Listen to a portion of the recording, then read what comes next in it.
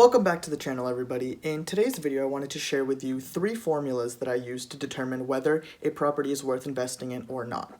So the first one is very simple. It's called the 1% rule. All you have to do is take the total purchase price of a property. So for example, say that's $100,000. Your gross rent coming from that property per month should be 1% of that purchase price. Boom! 2 + 2 is 4, -1, that's 3, quick maths.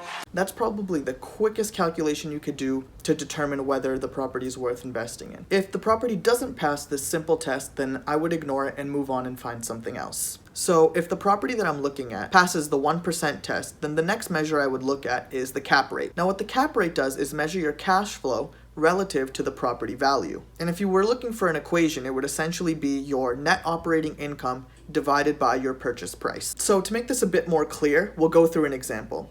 Let's say the property that you're looking at would be rented out for $1,200 a month. That would effectively be $14,400 per year. That right there is your potential gross rent. Now we'll take out 5% for vacancies. That would be about $720 per year. That would bring our effective gross rent down to $13,680. Now that we have our effective gross rent, we'll go ahead and add in any other income that we could potentially get from the property. That could be something like coin-operated laundry, or perhaps you have storage units or garages with the property that you're renting out. Let's say that all comes out to $500 per year.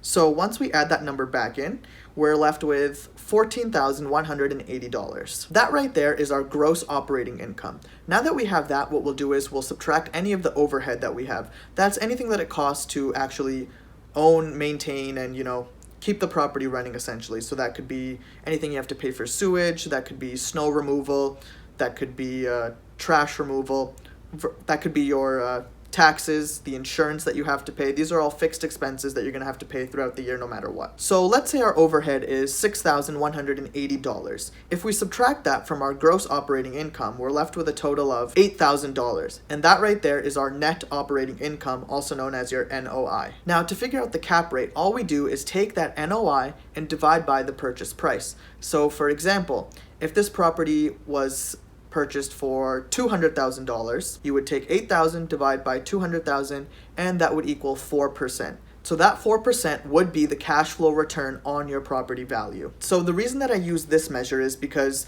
I was always taught that if a property isn't worth owning cash, then it's not worth owning at all. So you'll notice that when we did this whole calculation, we didn't account for any financing expenses, which could be your mortgage as well as the interest that you'd be paying. You want to first evaluate your property and then go and worry about finding good financing. Now, the third formula that we're going to use is the cash on cash return. So for example, let's say we bought a house with a $20,000 down payment. Let's say after paying all of the financing, all of the maintenance expenses, all of our operating overhead, we're left with $3,000 per year.